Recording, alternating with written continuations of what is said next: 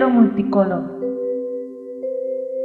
Érase una vez una niña que se llamaba Paula. A veces a Paula le ponen triste muchas cosas. Cuando su papá se tiene que ir a trabajar y se queda sola en casa con su mamá. Cuando está triste, tiene ganas de llorar. Su pelo se pone de color azul y se enrolla en su cuello como si una bufanda fuera. Para animarse, Paula pinta un dibujo sorpresa para cuando vuelva su papá. Verás qué sorpresa se lleva.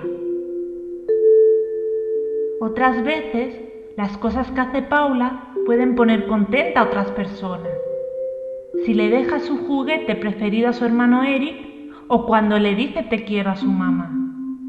Todos le devuelven una gran sonrisa y Paula siente un calorcito subir por sus mejillas y su pelo volverse rosa de alegría. Cuando alguien se ríe de ella, Paula se enfada mucho. Su pelo se pone rojo como un tomate y en punta.